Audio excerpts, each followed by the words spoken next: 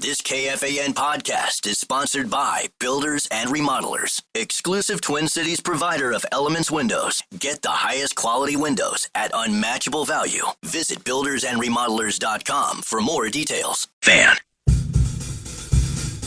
Welcome back to the show. Down memory lane we go. Take care, Polly Wally. Why don't you put your pants back on, Slappy? Stop him! Stop him! Stop him!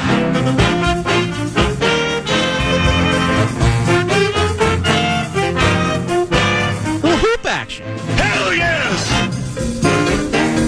Paul, it's a pleasure to be with you today. How you doing? Hey, how you doing? How you doing? How you doing, PA? What's going on? Good morning, PA. Hey, Paul, how you doing? 9 to noon.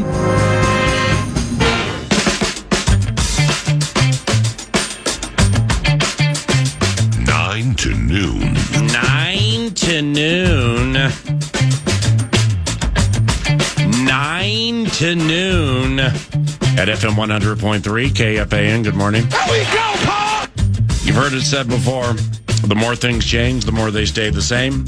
It's just the ways and means become rearranged. Welcome to every single Minnesota Vikings training camp practice I and we have seen this year. And that includes last night at TCO Stadium. Good morning. This is 9 to noon, and this is a Talkback Talker Tuesday. Let's call it Talkbacks on the 20s. We got Talkbacks on the 20s today. The Vikings are the bill of fare, and we'll set up said Talkbacks for the 20s quite soon. If you are new to the equation, welcome. This is your audio leader for Talkbacks on the 20s at FM 100.3 KFAN. The Talkbacks take place via the free iHeartRadio app, and the individual manning the controls at the Talkback machine is the producer, Eric Nordquist. For those who are interested in opining on the Minnesota Vikings via the Talkbacks but don't know what to do, what would you say? And good morning. Good morning. Get a pen and a pad. Here's the deal. I know many of you are listening via the iHeartRadio app right now, which we love and appreciate you doing. All you have to do, go into the app, and the fan's already your first preset. We know that. And then you're going to see a microphone. You hit that microphone, give us up to your best 30 seconds. Let's make it FCC worthy here. Let's skip the vulgarities, and I will screen them and air them. So it's really easy. Just do it with the app. And we want to hear from you. Talkbacks on the 20s with the purple bent today, given the big glitzy night practice last night. Want to hear your takes and talkers off of what you've read, what you want to see, and what you're gleaning from camp thus far. Yeah, we have a lot of great Minnesota Vikings things about which we will chat today. The extra point, is it? It's no good again! Get the hell out of here! Doug Bryan missed it to the left again, and the Vikings only lead by 2. Come on! What? Super Bowl, homeboy.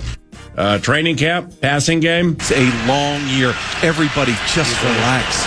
It's going to be all right. I could have written down a week and change ago.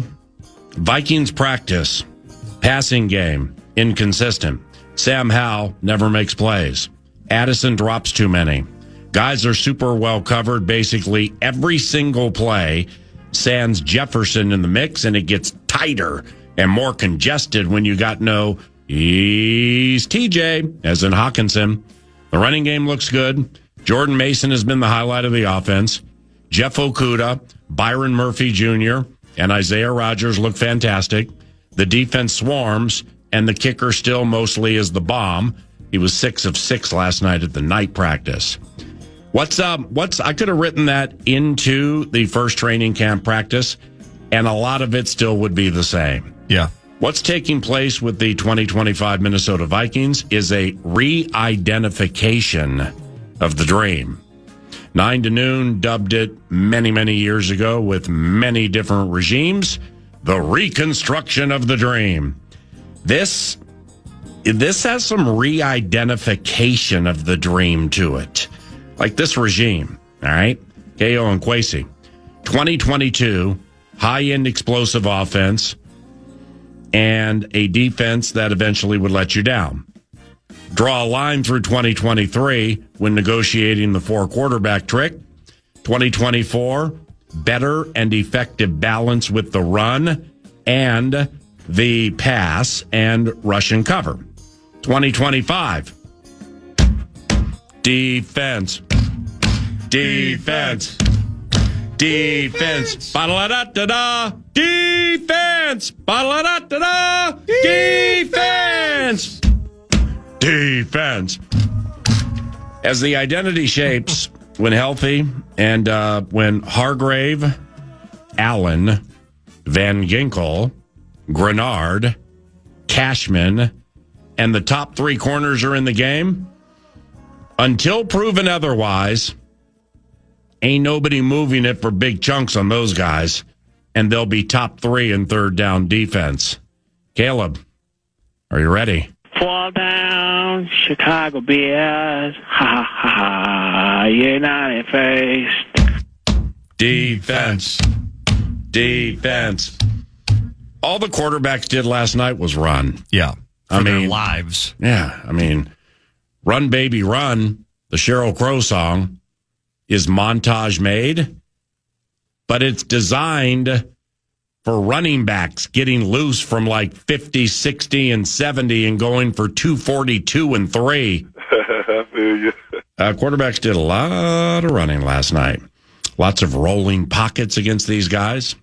And get used to that, starting at Soldier Field where the Bears play. Fall down, Chicago Bears. Ha, ha, ha, ha. United faced. It's needed because of the rush, the defensive rush, and lack of options, wiggling open Sands, Jefferson, and Hockenson. Yep.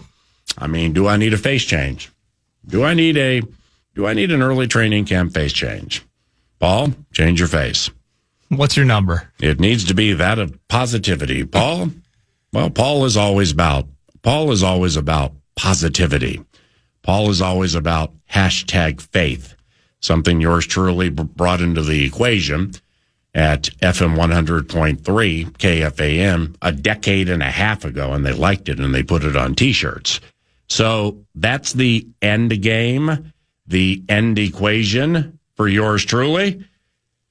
But I'm wondering if I need a little face change today.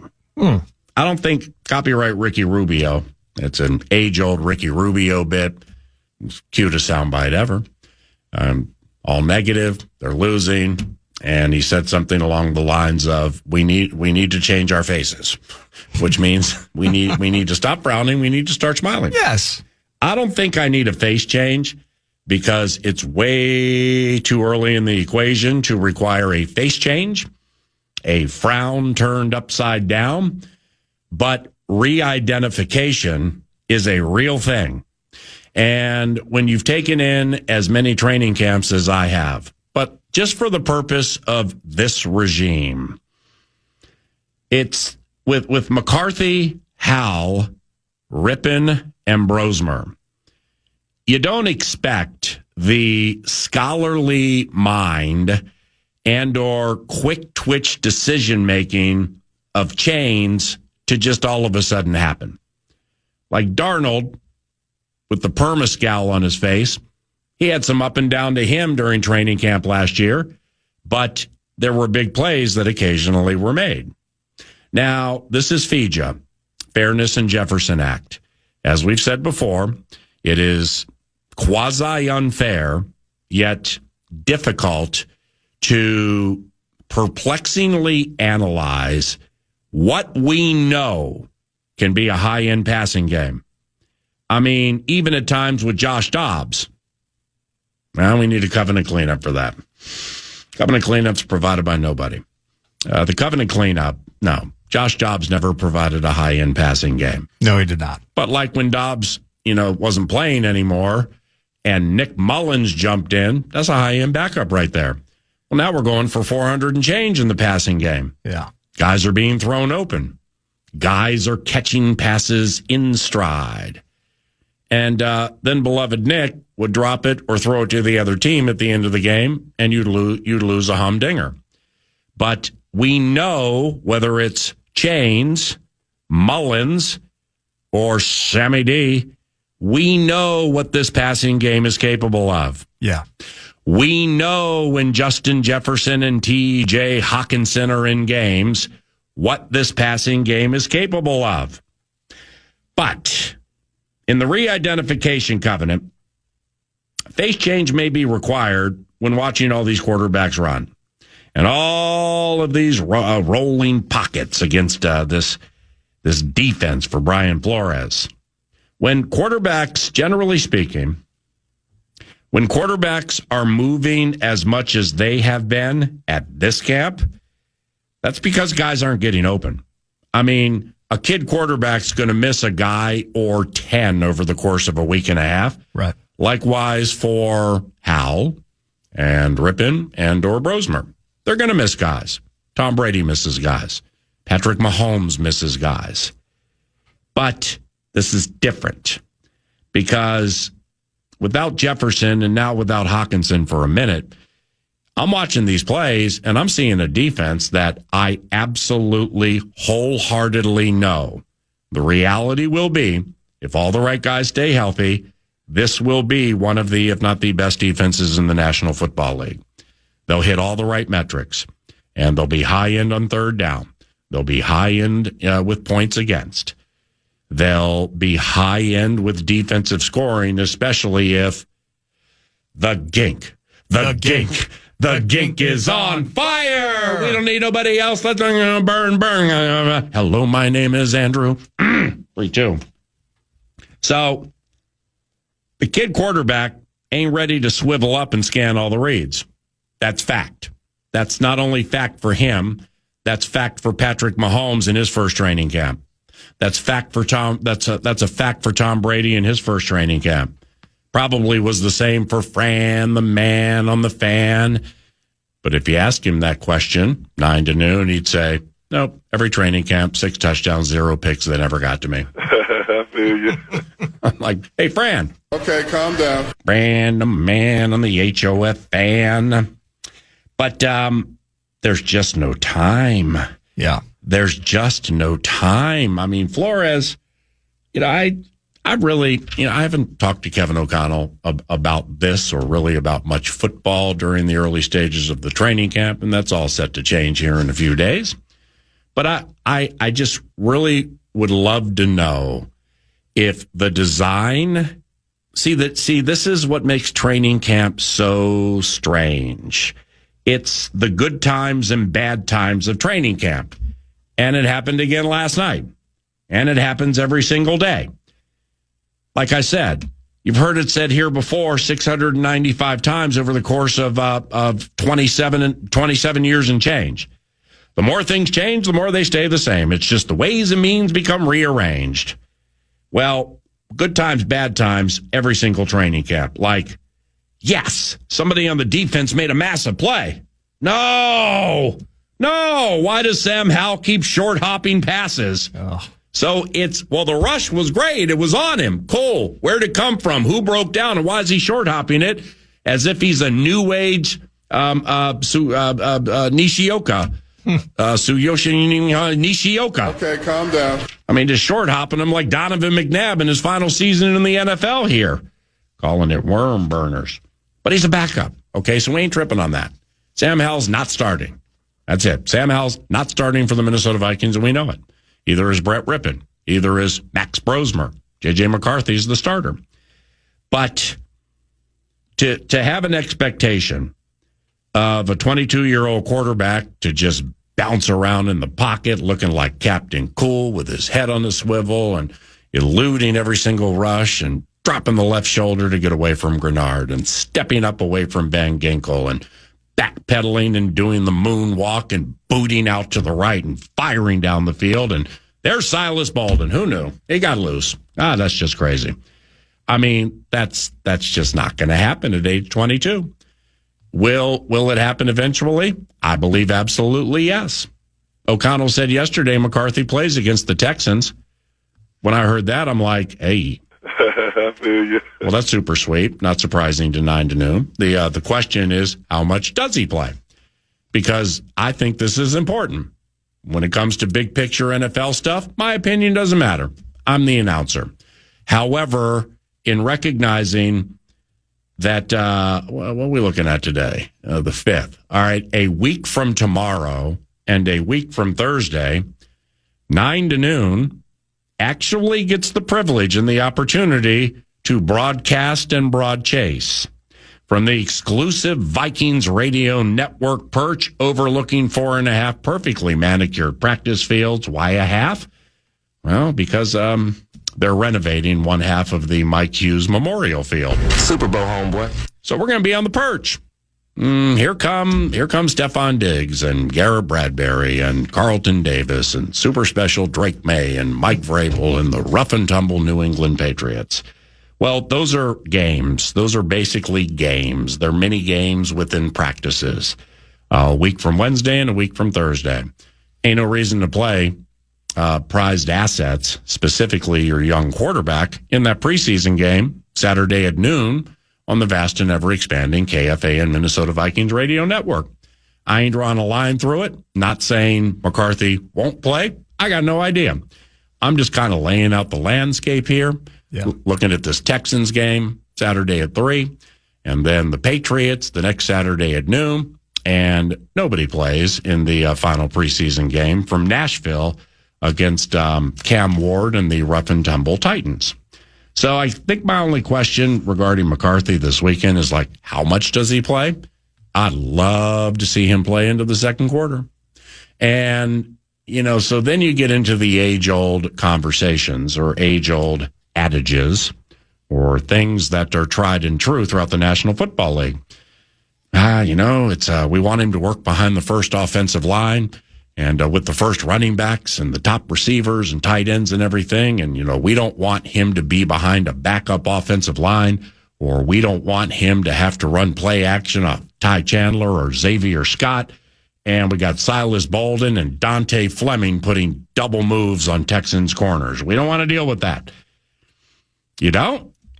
I would for 8 plays.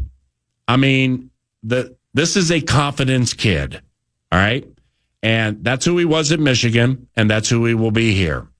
When things get rolling for J.J. McCarthy, hide the women and children if you're part of the adversarial team, because he's going to roll. But there are going to be challenges in getting there. So experience on a field on which he will call home against a team that doesn't wear white, purple, and gold, with people in the stands, play calls in your ears, and our 11:03 guest saying, Vikings quarterback J.J. McCarthy. He just needs to be part of all that as much as possible. So I'm hoping he plays into the second quarter on Saturday, but we'll get that intel later in the week. He needs to find a way to make plays more consistently. But most of it, and I'm being straight with you here, and I've thought this out too during the course of some of this passing game inadequacy. A lot of people have witnessed during the course of training camp, and inadequacy probably is too strong of a word because receivers aren't getting open, and the best receiver who's playing most of the practices keeps dropping passes, and it's bugging the bleep out of me. So, because he's getting open, and he's good, and he drops it. And I'm like, hey.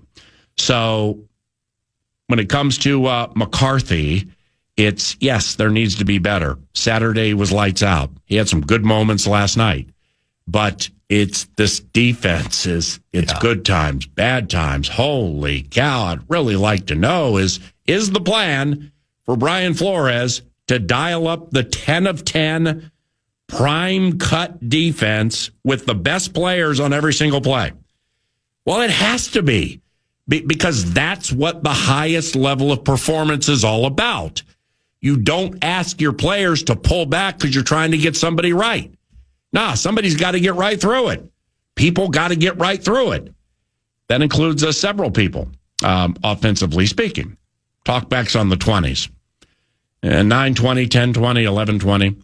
How do you feel about the squad off what you've seen or followed from reliable reporters and or scribes, or maybe even pulled here from 9 to noon? How patient are you? The fan, with J.J. McCarthy. Now, these fans love him. I mean, he's beloved already. A vivacious, spry, happy, gregarious young man, this J.J. McCarthy. But nobody this side of Patrick Mahomes jets out of the gate and consistently rips you up. That, too, is age-old with that position. Like, Mahomes played one game his rookie season and threw 0 touchdowns and 1 pick. All right, so now he gets a chance to chill and think about it a little bit. The next year, 10 touchdowns, 0 interceptions the first 2 games, Patty Mahomes. First 3 last year. The first 3 last year. All right, 3-2. Bo Nix. All right, ballyhooed Bo. First 3 last year, 0 touchdowns, 4 interceptions.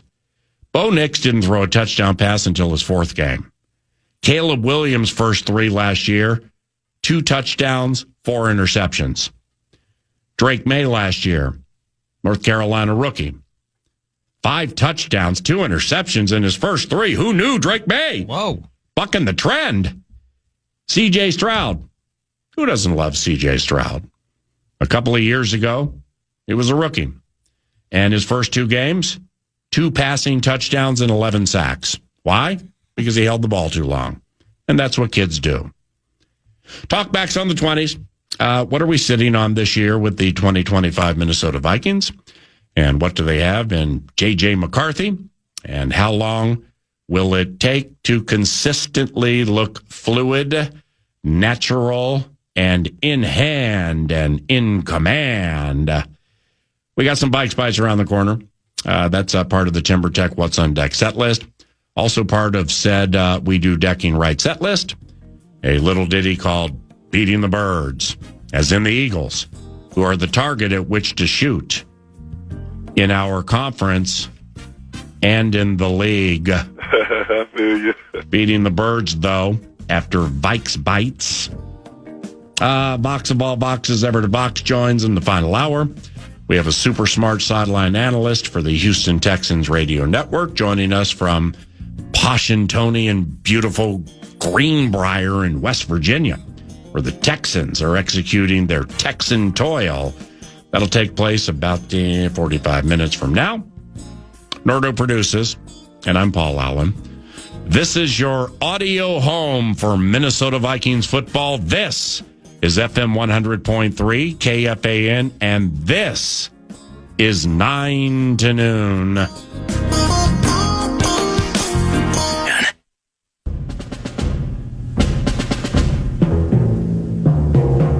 Vikes Bites!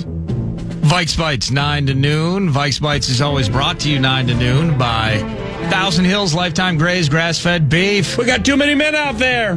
No, but you can shop online. Thousand Hills box of meat will show up at your doorstep. You can go to your local Coburn's, Co-ops, and Kowalski's locations. It's a Minnesota company. You're supporting local, and they're supporting you by offering elite beef products. So check them out, Thousand Hills. And everything Nordo says, and that's a fact. Before we commence with Vikes Bites in earnest, however, just a couple of talkbacks on the 20s here to keep the vibe rolling. Nice. A couple specific to J.J. McCarthy right out of the gates here.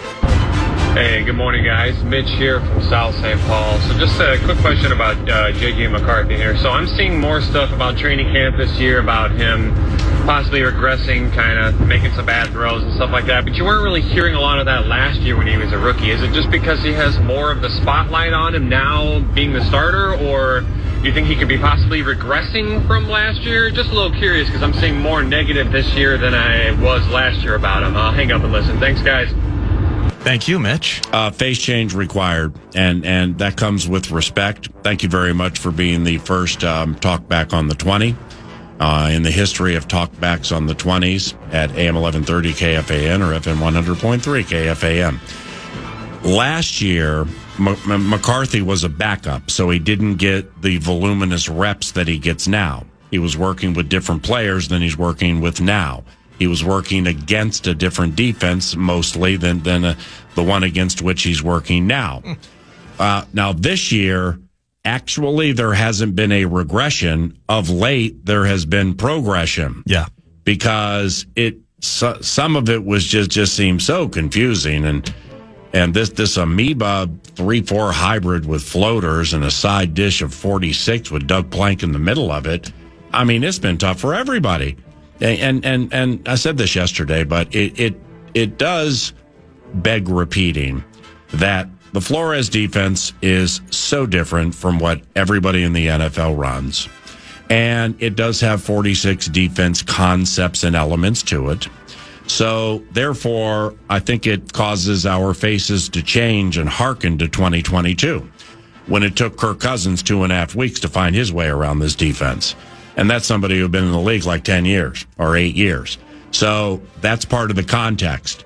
The progression is from Wednesday, a couple of Wednesdays ago when they started the whole thing. Then they went to pads 8 days ago, and to where we are now. Oh, there's been absolute progression. Yep. With J.J. McCarthy. It's incremental, which plays into the patience required bit. And I can't remember when I said this, but I'm like, it's maybe things I've heard or things I've witnessed or things I'm thinking. Take your pick. Who do you like? Do the coaches and personnel people have to preach to themselves? Patience required. Patience required. Because they want to go full throttle right now, these offensive coaches. Holy cow. The guy calling the plays is the reigning National Football League Coach of the Year. He wants to get up and down the field badly.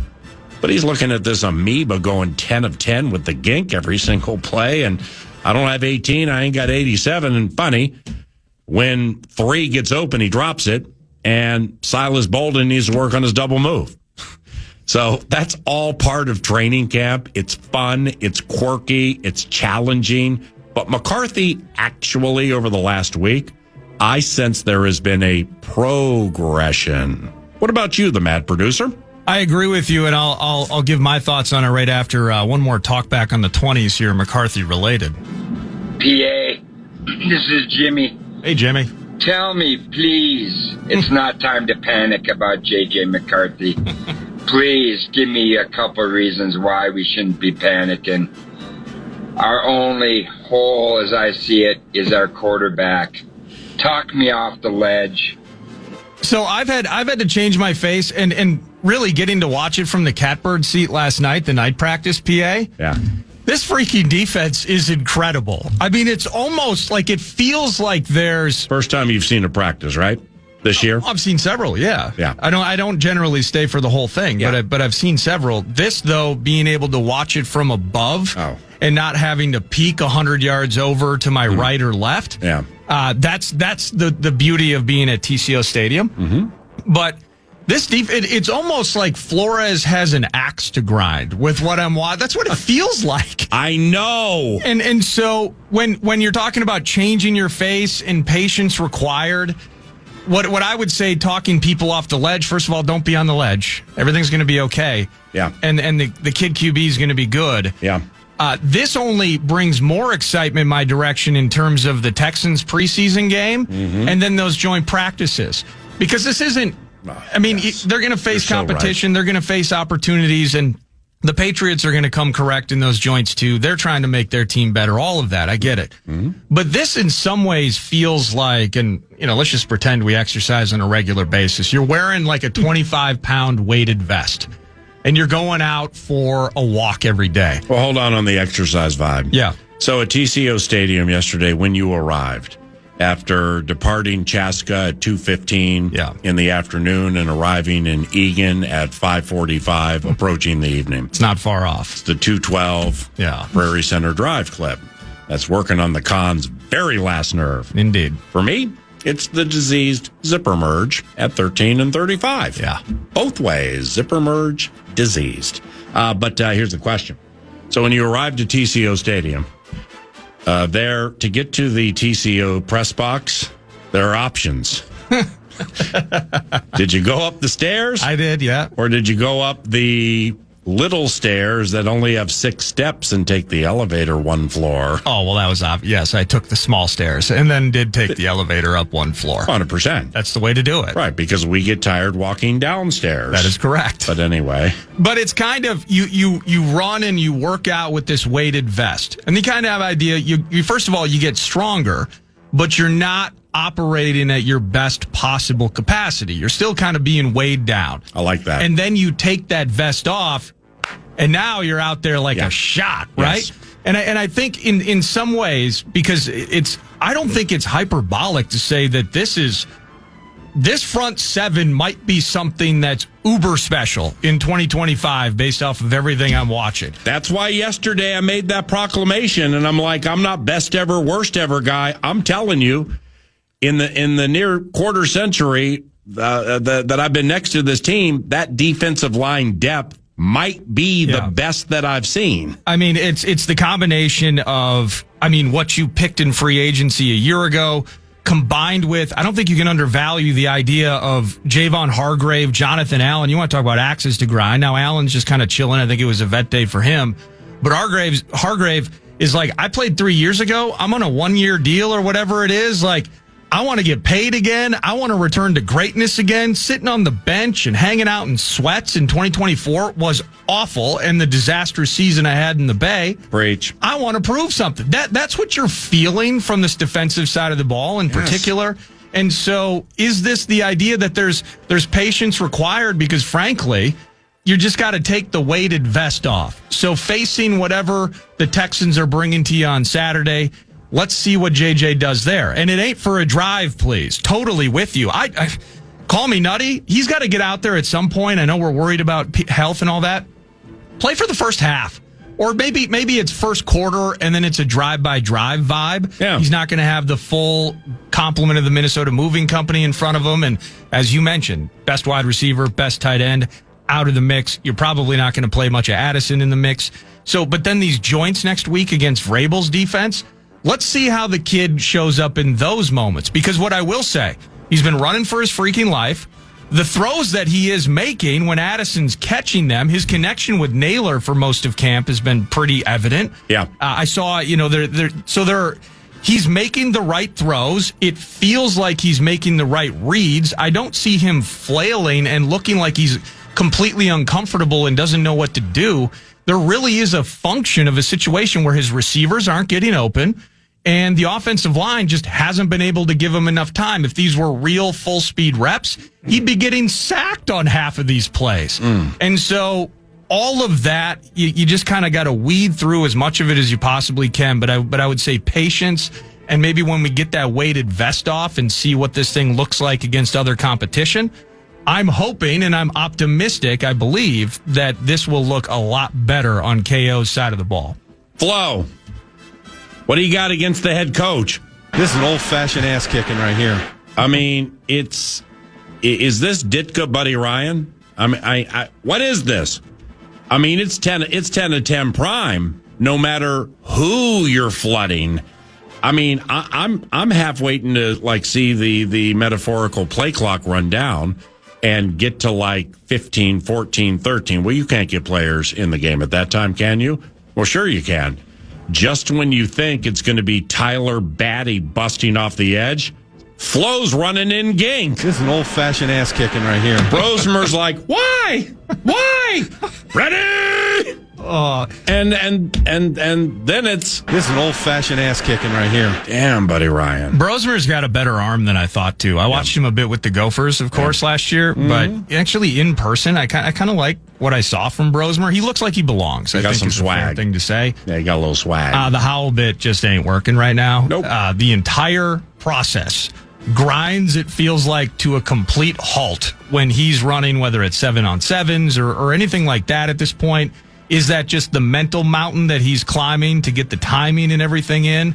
But I would say McCarthy, everything's on time. Everything's in rhythm. Again, we're worried with, regression, definitely not a regression. Things need to get better. The fluidity of things and just full complement is really going to matter here. But even Rippon was running things on time. And I can see the arm talent that Howell has is probably worlds better than Rippon. Really? But it just kind of looks organized. When did you see that? I think he's got a fantastic arm. He does, and I'm playing around. Sam, you're new to the Covenant. That's what we do, and we love you. But it's just so slow, man. It's just so slow. He just stands in the pocket sometimes because he wants to be a pocket guy. He does want to be a pocket guy. Well, okay, cool. I mean, is masochism your side play? I mean, honestly, it's just just because everybody else is running out of the pocket doesn't mean that you can't follow the lead in Pavlovian-like fashion. Well, what is it? Yesterday you were talking about, well, all the kids in the NFL now, guys, they all grew up watching Pat Mahomes. They love Lamar Jackson. They want to get out. They want to move. Look at Kyler Murray and those video game-like skills. Well, Sam Howell grew up watching Peyton Manning. No. Which could also work. Okay, maybe. I think he fell into an occasional Manning game. My concern is he grew up watching this guy. I'm a Mondiac to the core. All right, 3-2. 9 to noon. Vikes Bites, kind of extending beyond the quarterback conversation, just being at the practice last night. Rondale Moore and Ty Felton are two people, again, and we're getting more opportunities maybe to see them because of the absence of 18. So you're seeing a lot of Silas Bolden. You're seeing Jay Sean Jones. Tim Jones. You want to talk about running in cement. I don't get it quite yet. There's more time. Yes, what is he? He is the new N'Keal Harry. Yes, there you go. Who hasn't put on the upper body weight, and they haven't become so disenchanted with him that they've opted to move him to tight end. He is 14 is a very physical, not the most fleet of foot, but a very physical run blocking wide receiver. So Ty Felton for me, in what I had watched, I wasn't he wasn't jumping off the page to me. Correct. In camp. Right. But then yesterday, because Saucy and I went on the air at 6:30, you guys were 25, 30 feet to our right. You were going on air on the TV, so dueling, broadcasting. It was a blast last night. The special teams, that's kind of how they got things moving after the stretches. I got to be honest, Ty Felton had more bounce to me yesterday, and even in a special team standpoint, the returns look good, the immediate get it and go. Like everything was starting, it looked like, to click for the Maryland rookie. Yeah. I thought he was nice in his route running, some of the 7-on-7 stuff that I watched. Like Ty Felton, I'm kind of getting it with the third rounder, so that kind of excited me. Well, that's what's supposed to happen when you look at the initial depth chart, and you're there behind Dante Fleming. I always love that one.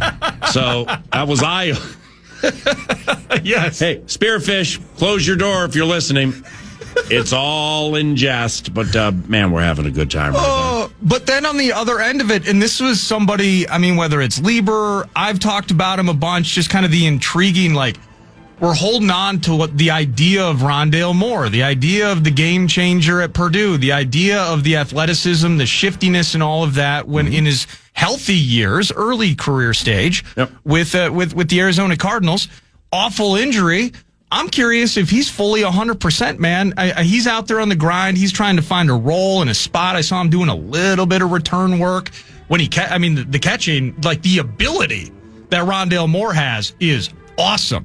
But it just didn't seem like he had that it's not the burst per se, but again, the shiftiness, his ability to change directions in a phone booth. I have the answer for you if you'd like it. I would like the answer because I'm having a hard time seeing it with Rondale right now. Here's the speculative answer. Ooh. With number 4 for the Minnesota Vikings. Would you say there's a right to change it? A former 4. Because if it doesn't change what I'm about to say, then I don't think he'll make the team. And here's the deal. Here we go, Paul! It seems to me that a guy who used to run 4.2 when he came out of Purdue, then we had that bad injury, but you don't go from 4.2 to 4.6. Okay, so he's 4.3-ish, 4.4-ish. He's fast. Rondale Moore is twitchy. There have been plays where they've swung it out right or left, and they get more like one-on-one with some corner. He gets twitchy, and he gets by the guy. Very strong lower body, so he can break tackles. But when it's. I mean, for those who think they know what they're looking for, and that would be me. Not every time, but sometimes. When the super fast are not playing super fast, that generally speaking, they don't know the plays. Here we go, Paul! Or they don't know the precision nature of the routes. The depth, well, you got to break that thing off at 12. Broke it off at 10.5. Ain't good enough. Remember that with Cordero? Yes. Where the breaks are the tops of routes. Mm-hmm. And I wonder. And I'm guessing here, by the way, but yeah. You're right. I mean, I've watched 4 a lot. I know he's faster. I know without 18 and 87, somebody that has the equity he has, which isn't the greatest, but nevertheless, you look at the rest of the receivers. Addison's dropping everything or most things. Naylor and Rondale Moore. They should be 2 that kind of take over a little bit. Yeah. And I'm just never seeing it with number 4. But of course, again, we're going against this amoeba. So it's really difficult to blanket opinions offensively with the passing game when you're down the best. The guy throwing it is new. And the guy off the bad injury who used to be a 4.2 and now may be a 4.4, it just ain't as fast as I thought it would be during the bit. Right. Now, conversely, Jordan Mason. Okay, I had no idea how game fast Jordan Mason is/was. He's between the tackle bulldog guy, and when you get Jackson and Kelly and Fries and regular season and boom, and there we go. Well, that's going to work better inside the 5 for Aaron Jones, too, by the way. So there are metrics where Aaron Jones is just like bottom echelon inside the 5, getting into the end zone. That's if you're going to blanket that, I think it's unfair the way Darnold was blanketed last year. Because the guys behind whom Jones will run inside the 5 are dramatically different than who they were last year. Yes. So let's give him a chance. Just needs a chance. But Jordan Mason... Yeah, so Mason's good, man. Mason's cool. I still can't believe he's on the team. No, it's awesome. I think about, with how we would stack like Sam Howell. And it's just that the mountain mentally he's climbing to get this offense. Do we afford the same grace to a Rondale Moore in this particular case where maybe in Arizona, and again, speaking on something I don't know about, just how the offense was constructed, specifically around a QB and Kyler Murray that was in the business of buying himself extra time, the business of improvisation in a lot of cases.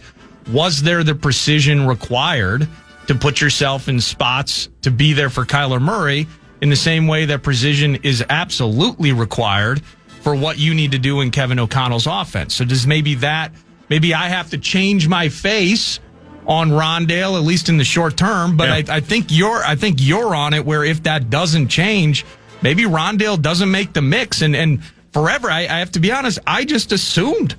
I mean, we got Gessling coming out. Thankfully, finally, somebody was so brave enough as to do a 53 roster projection. Ben Gessling, Star Tribune, did it. I think we're going to talk with him this week. Alec did one last week. Alex already done one as well. But as we get closer now through the night practice into the preseason, you start putting things together.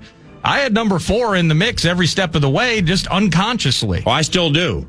But when the fast aren't playing fast, it's one of 2 things that are transpiring. They're either hurt and playing hurt, or they don't get it yet. Yeah. They just don't full speed get it. I need Rondale in this Texans game a little bit. Maybe we get to see him, maybe make 100%. Some plays. Yeah. And at least for a drive, maybe Addison's out there, get a couple of catches, put him on ice, Paul. We've seen enough. Maybe. I mean, if he doesn't play the first month of the season, I play him the entire game and make him catch passes from Max Brosmer just to show me he can catch.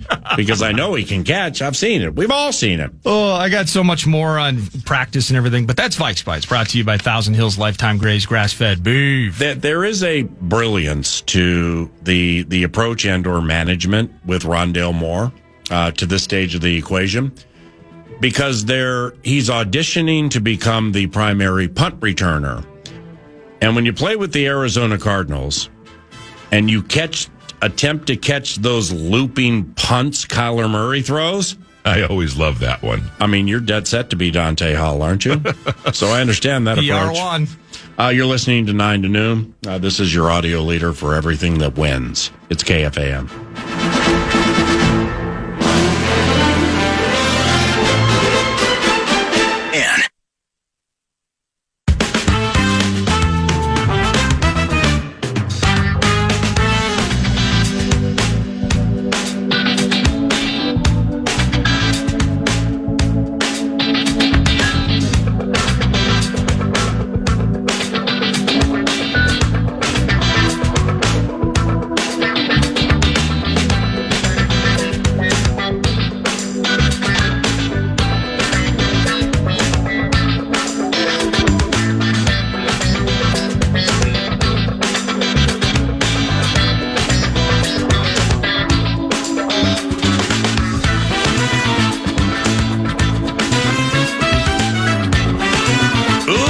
This is swanky.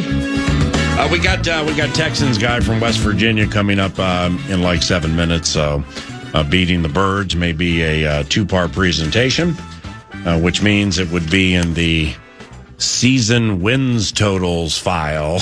I always love that one. 9 to Noon's Bank of Bits. Right. No, we're just waiting for the right line, for the right number. That's why we haven't shared them yet. Beating the birds, the Eagles, the target at which to shoot. The Super Bowl champions, the Philadelphia Eagles, they sack you. Here's Mahomes. Pressure right away. Mahomes is sacked. Josh Sweat gets home. They try a creative protection where Creed Humphrey ultimately has to find his way over, but there's no way with Sweat up the field like that. Kelsey tries to get a hand on him, but I saw that protection last week against against Buffalo, and it worked, but it didn't work against this athletic defensive line. Beating the birds, the quarterback likes to run, baby, run. Hurts this time, pulls it and keeps it and takes off for the first down. Through a tackle, and Hurts on the run, he might go! Jalen Hurts, touchdown, Philadelphia! This offensive line is as athletic as any you will see. And right now they run the counter play with Saquon going to the left, Jalen going to the right, two big offensive linemen. Do we need Saquon to run over the Rams? No, we do not. Jalen Hurts for 6. Damn, Collinsworth feeling good about himself with that crowd behind him and everything. The answer is no. They like to sack the quarterback. Jalen throws and Jalen runs. And then there's superstar Saquon. 118 yards and adding to it. There goes Barkley into the clear through the snow all the way home. He's hit another home run against the Rams. And this one might send them to the championship game. But how does it happen? It happens because Saquon Barkley sets him up here before he bounces to the outside. Listen to that Lincoln Financial Field crowd. That we've seen all year between running back and offensive line that has made this team and this running game unique. Philly's finest, Bill O'Connell, just threw up. I always love that one. The birds, the Eagles, beating the birds, the Super Bowl champions, the team at which to shoot. And it all starts with Saquon. But beating the birds, and we bring this up because target at which to shoot, conference and league, but we play them this year. I just found some fascination this weekend in what I knew was good and what I knew had some high end to it. But then, like, over the course of the last week and change, when we're talking about, what goes into greatness when it comes to offensive balance or lack thereof. And it was really interesting how the Philadelphia Eagles, will run for close to 5 yards per clip. Quarterback runs 2, and we got the tush push. But, like, from a touchdown throwing standpoint, I think they might have been behind the Giants. But they hit on touchdowns at the right time in the passing game. But superstar Saquon, it all starts and stops with old Saquon. Yeah. But they just really, really did some cool things last year. Like the Philadelphia Eagles scored 145 postseason points. That's the most in the history of the NFL. Barkley had 7 runs of at least 40 yards in the postseason. The Rams, if you think the Rams are one of the teams to beat in the NFC, and I happen to be in that camp, they gave the Eagles their best postseason test last year. Well, in said best test, in said playoff season, I mean, the Rams, after dusting the Vikings and on a very slippery field, they had a chance to win that sucker approaching the end of the game. So must have done a really good job slowing down Saquon, right? The Rams played the Eagles twice last year. Saquon went for 460-2 against them last year. 460-2 in 2 games. Yeah. Saquon. Old Saquon. 1,546 regular season carries in his career. I mean, this is just mind-boggling. Saquon Barkley, 1,446 regular season carries in career. 8 fumbles. He only has 8 fumbles and that many carries? Last season, which was that of immortality, he fumbled twice and recovered them both. I always love that one. Saquon only has been called for 2 penalties since his rookie year. That's amazing. HOF. Saquon only called for 2 penalties since his rookie year, and he has 3 total during his career. I mean, this is brain surgeon Saquon. This is superstar Saquon. This is scholarly Saquon. 3 false starts from 1,500-plus runs. Are you kidding me? Scholar of the game, though. Knows the plays and snap counts every single time. Now, the Philadelphia Eagles had 8 touchdowns last year of 60 yards or more. That's a National Football League record. Saquon had 7, also a National Football League record. Beating the Birds, the target at which to shoot. How does one beat the Birds? How does one beat the Birds? You better figure it out. They're on the schedule. All right. They lost Milton Williams, Josh Sweat, Mekhi Becton, Kenneth Gainwell, Big Play Slay, and Isaiah Rodgers. And they're so smart with their drafting, though. Will it matter? I mean, with the players they lost, will it matter? The con nailed it. I mean, it's a double-edged sword here. Yes, Howie Roseman is quite good at drafting, but they have a really good way of putting their drafted players in positions around players who are really good. So as the rookie and or the kids are maturing, they got heat taken off of them, even though they're playing a fair amount, because it's that they're just really, really good at masking things and covering things while these kids are growing up. Yep. You can't argue the way they've drafted. It's been terrific. Well, it's insane. They lose that linebacker in the middle, and now they're just going to plug in. I think he's got to get healthy, but Nakobe Dean, and then behind him, their first round pick, Jihad Campbell, the best middle linebacker in the draft. Like they just find their way to that with like Mitchell and DeJean a year ago on the defense. That? It's just, and they stacked it. They got 6 more rookies that they're piling into that defensive room right now to try and supplement some of those guys they lost. It just never ends with them. They stay young, they stay hungry, they stay good. How does one beat the Birds? We'll figure that out during the course of the journey today, because maybe the answer to it is on paper, it doesn't look like teams can. I mean, over the totality of a regular and a postseason. But when we return, it's Texans week, 9 to noon. And a very smart sideline analyst for the vast and ever-expanding Houston Texans radio network joins us next to give us some adversarial intel.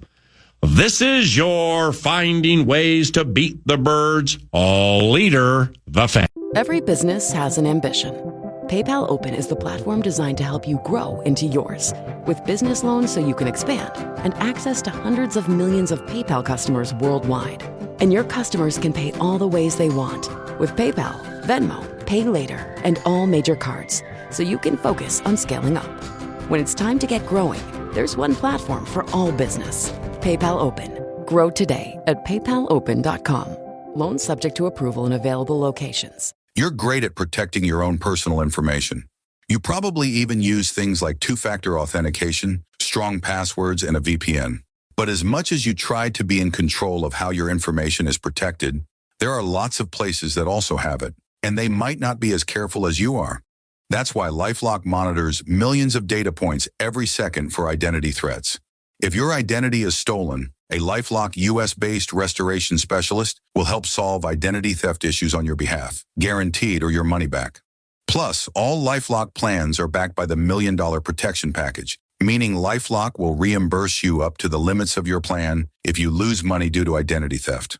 You might not be able to control how others handle your personal information, but you can help protect it with LifeLock. Save up to 40% your first year. Call 1-800-LifeLock and use promo code IHEART or go to lifelock.com/iHeart for 40% off. Terms apply.